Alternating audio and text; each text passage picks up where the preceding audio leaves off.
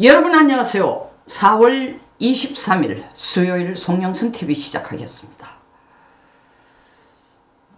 국힘 경선은 진짜 경선다운 경선입니다. 아주 피튀기입니다. 어제 오후에 4강이 확정이 됐습니다. 8명 후보의 각축전을 벌인 후에 4명이 일단 결정됐습니다. 4명의 후보군이 결정됐습니다. 김문수, 홍준표, 한동훈, 안철수 4분입니다. 이분들은 4월 27일 그리고 28일 이틀간에 걸쳐서 2차 경선을 거쳐 파이널에 올라갈 두 사람을, 파이널 경선을 치를 두 사람을 결정할 것입니다. 여기서 제가 잠깐 김문수 후보에 대한 선거 전략에 대해서 이야기하고 싶습니다. 김문수 후보는 대통령이 되는 것이 우선이 아니고 나라를 구하는 것이 우선이다. 이에 반해 다른 후보들은 차별화되는 겁니다. 대통령이라는 자리가 우선으로 보이거나 그것을 강조한다는 점이 크게 다릅니다. 무슨 말장난이냐? 그게 그거지. 그렇지 않습니다. 전혀 다릅니다. 지난 12월 11일 국회 본회의장에서 민주당 서영교 의원이 국무위원들에게 일어서서 국민들에게 사과하라고, 고개 숙이고 사과하라고 강요했습니다. 계엄을 선포한 대통령이 내란 수괴이니까 당신네들도 내란 공범자로서 사과를 하라는 겁니다. 그 자리에 참석한 모든 국무위원들이 일어서서 고개를 숙였습니다. 유일하게 자리를 지키면서 사과하지 않고 고개도 숙이지 않은 사람이 김문수 전 노동부 장관입니다. 제가 그 장면을 보고 며칠 있다가 김문수는 대체 불가의 인물이다 라는 유튜브를 띄웠습니다. 거의 구독자가 한 17만, 16만 정도 됐습니다. 조금 더 화려하게 치장을 하거나 그 사람을 띄우기, 김문수를 띄우기 위해서가 아니라 김문수라는 사람이 어떤 사람이다. 왜 그는 꼿꼿하게 앉아서 서영교 의원의 그런 제안에, 그리고 서슬이 펄은 민주당의 그 위압적인 분위기 속에서도 혼자 자리를 지키면서 고개를 숙이지 않고, 고개를 숙이지 않았다는 건 대통령 계엄이 정당했다는 걸 인정하는 겁니다. 그렇게 할 수 있었는가에 대해서 김문수라는 사람이 살아온 배경과 그리고 그의 철학과 강단과 소신에 대해서 얘기를 했습니다. 어쨌든 그 이후에 김문수는 꼿꼿장수 김문수 라는 별칭 내지 애칭 내지 하여튼 그렇게 머릿속에, 국민들 머릿속에 각인이 되었습니다. 긍정적인 이미지였습니다. 전부 다 안절부절 못하고 기회주의자처럼 보이도록 행동하는 국무위원들에 반해 자기의 소신을 지켰다는 의미에서, 어쨌든 꼿꼿장수 김문수는 이제 4월 8일 대통령 선거에 출마하겠다고 선언을 했습니다. 꼿꼿장수 김문수라는 이미지로 시작을 했지만 오해로 시작할 때의 김문수의 지지율은 자체 내의 어떤 여론조사에 의하면은 국힘에서 가장 유망한 후보로 거의 37%까지 나오는 유망한 후보로서 등극을 했습니다. 그렇게 출발을 했지만 출발 후에 오해로 지지율을 크게 깎아먹었습니다.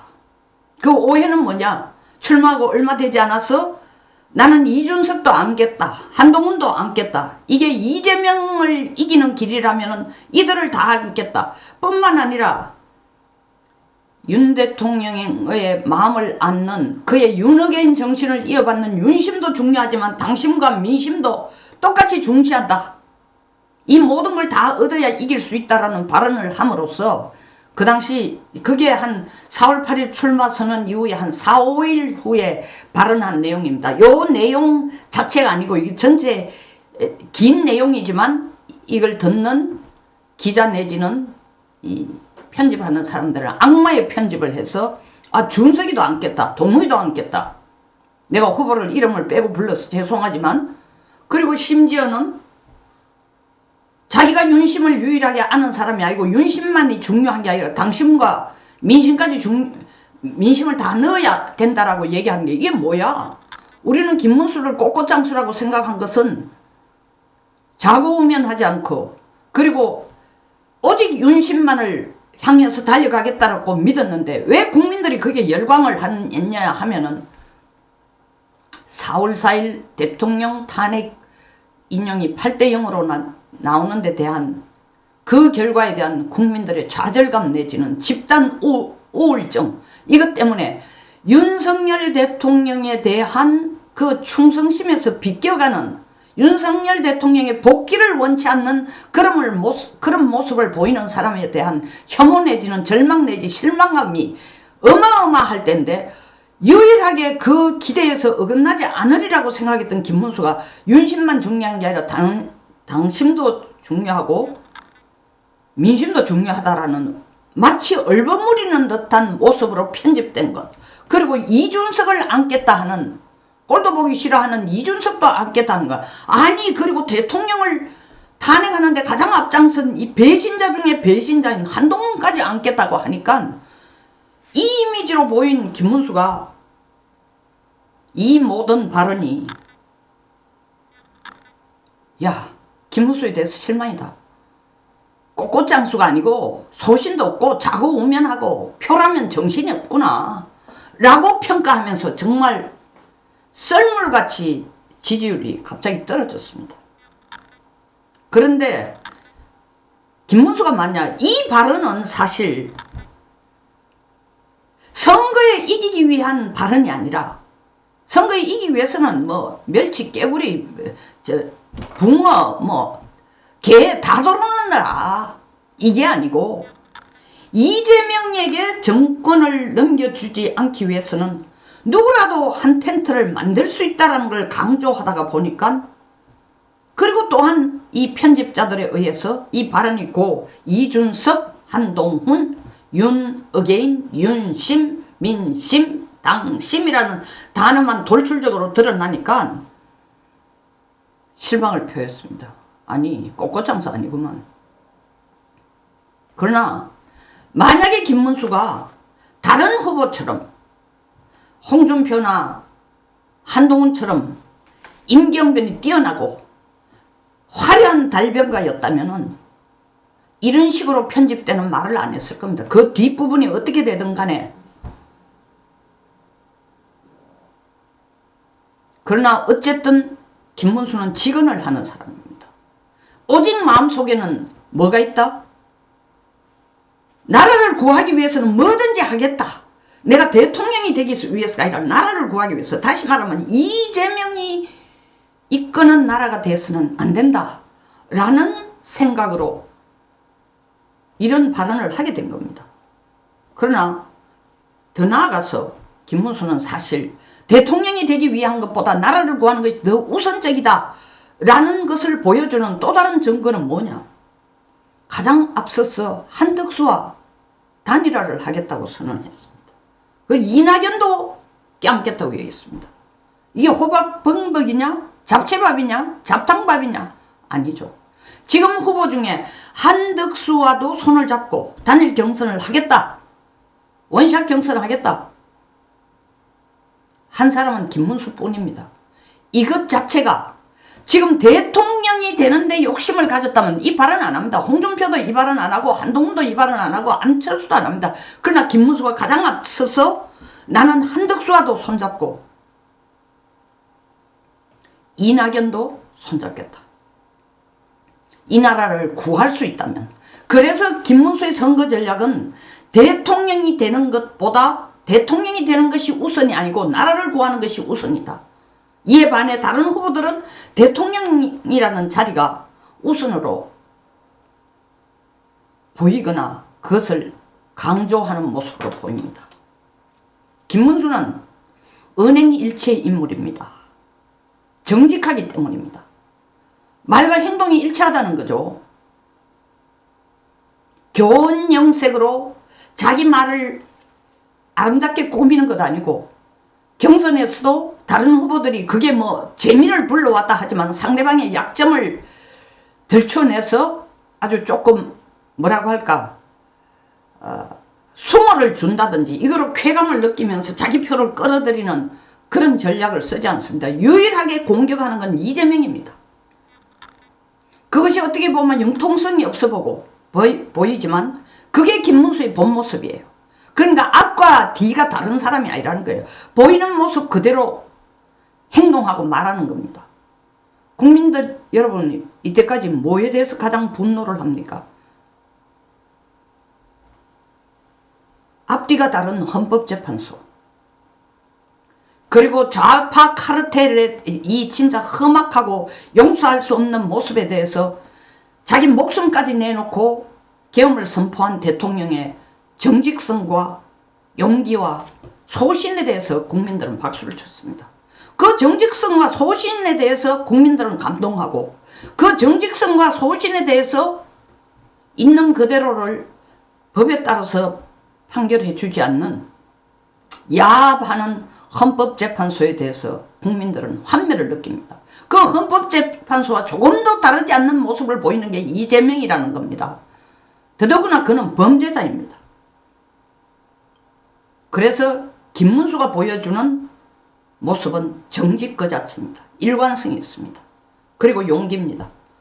두 번째로는 리더십이에요. 김문수의 리더십은 경기지사 할 때도 보여줬지만 군림하는 리더십이 아니는 섬기는 리더십입니다. 내가 대통령이 되면 휩쓸어버릴 거야. 상권 분립 없어. 나는 독주할 거야.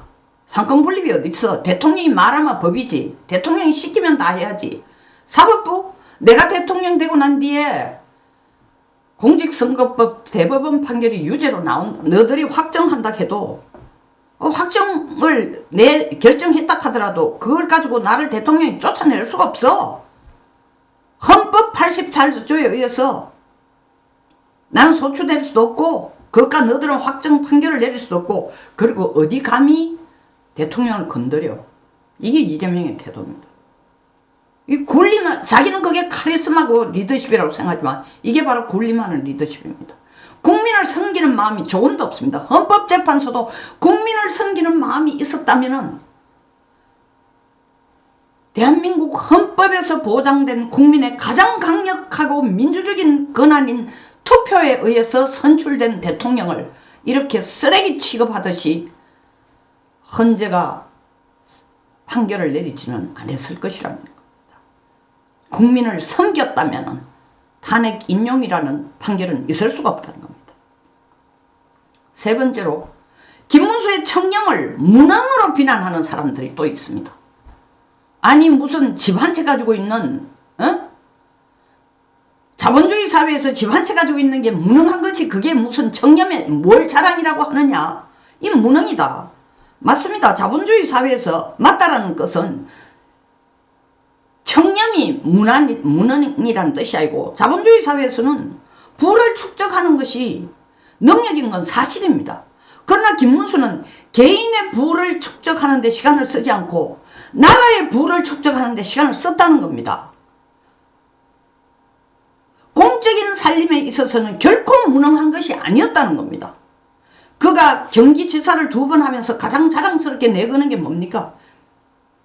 외국으로 나가려던 삼성전자를 평택에 유치해서 120만 명의 일자리를 유치했다는 것, 판교 테크노밸리를 조성했다는 것, 그리고 파주 LG단지도 조성하고 GTS 기획과 이 공사를 기획하고 착공했다는 걸 가장 크게 내세우는 업적입니다. 정말 어마어마한 국가적인 사업들이에요.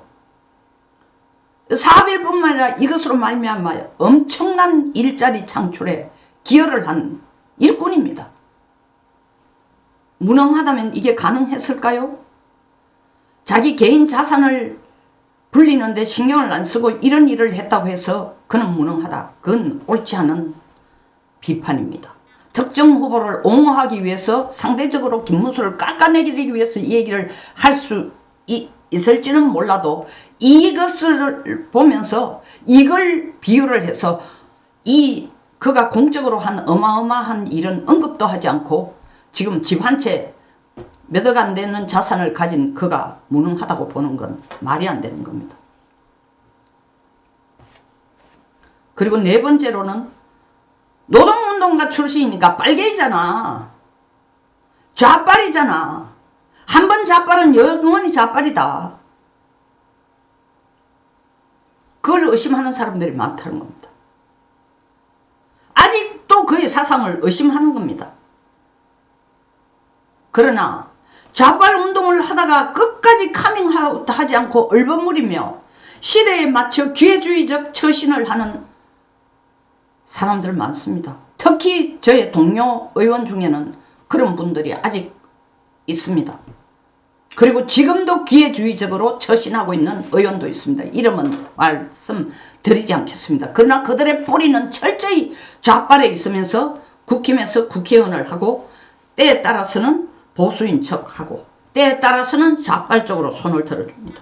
그런데 김문수는 철저한 좌익에서 누구보다 그 진짜배기 좌익 학생운동부터 시작한 겁니다. 철저한 좌익에서 그 좌파의 마르크시즘 레니니즘의 거짓과 밑바닥을 깨닫고 뉘우치고 그걸 보고 난데 깜짝 놀란 거죠. 소련이 붕괴되는 걸 보고 제가 김문수는 대체 불가의 인물이다라고 유튜브를 찍으면서 뭘 보고 놀랐나. 91년 소련이 붕괴할 때에 친구가 소련과 무역업을 하는 친구가 동대문 시장에 여성 팬티 스타킹과 손톱깎이를 많이 사가지고 간다. 이유가 뭐냐.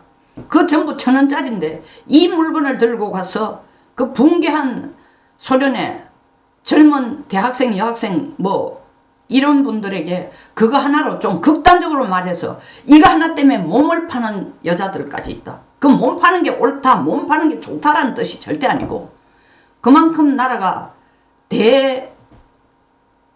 러시아 제국이 아니라 공산주의가 처절하게 붕괴한 것을 실상을 듣고 김문수는 내가 속았구나.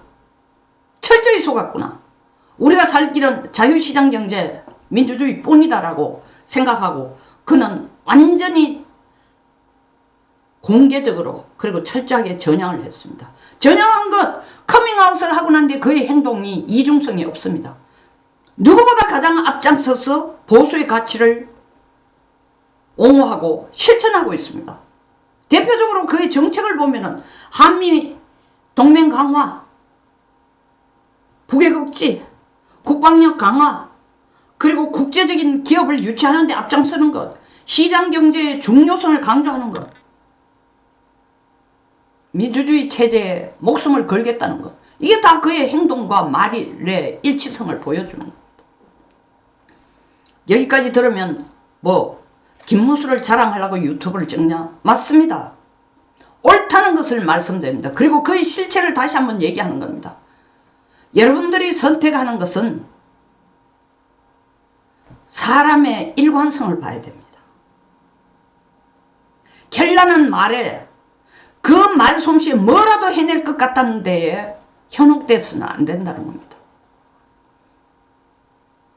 저는 지금 김문수를 가장 높이 평가하는 것은 이 모든 내용들도 중요하지만 한덕수 권한대행이 나와서 한번 원샷 경선을 하자는데 가장 먼저 손을 내밀어 준 이 김문수의 담대하고 용기 있는 태도에 감사를 드립니다. 내가 최종 후보가 되는데 내가 어떻게 한덕수에게 양보할 수 있어? 절대 안 되지.